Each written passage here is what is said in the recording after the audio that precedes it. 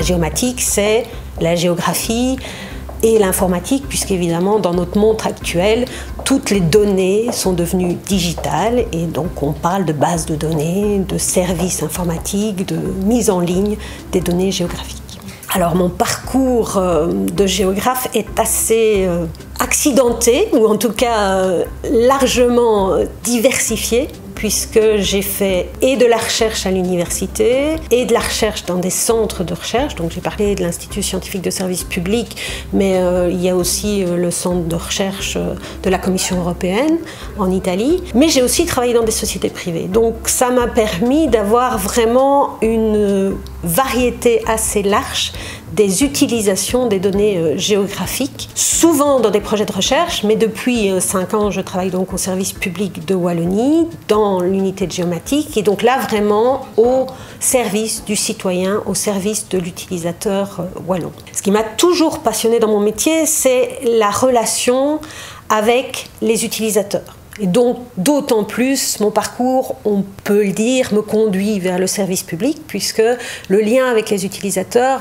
l'utilisation de la donnée est vraiment une ambition et une volonté chez moi. Donc en tant que géomaticienne, j'ai travaillé sur une série de thématiques énormes, mais je voulais donner un exemple particulier, et l'exemple qui me touche peut-être le plus, c'est l'exemple de l'occupation du sol, en particulier en Wallonie. Ici, je viens de finaliser le projet Wallous.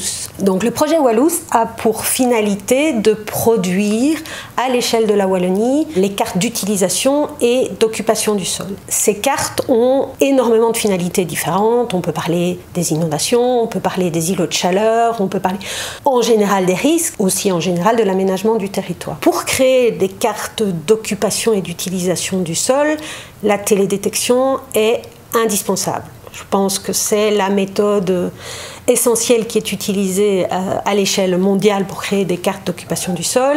Et la télédétection, c'est en fait l'utilisation des données prises au-dessus du sol. Télé à distance. Donc on parle d'images comme les photos aériennes, les images satellites ou même des images prises par drone, mais aussi d'autres informations. Et donc toutes les techniques embarquées dans ces capteurs, que sont le satellite, l'avion ou le drone, peuvent être utilisés pour regarder la Terre et donc étudier les changements de l'environnement, les changements d'aménagement du territoire et en fait l'empreinte des hommes sur la Terre. Dans mes études de géographie, dès le début, je pense que j'ai été intéressée par cette idée de télédétection, mais la géographie m'a permis d'avoir une vision très très large du monde et de l'environnement pour aborder toutes les thématiques que j'ai pu aborder dans ma carrière, que ce soit les thématiques de pollution, de gestion de l'environnement, de gestion des conflits, puisque j'ai aussi travaillé en géomodélisation des conflits dans le centre commun de recherche.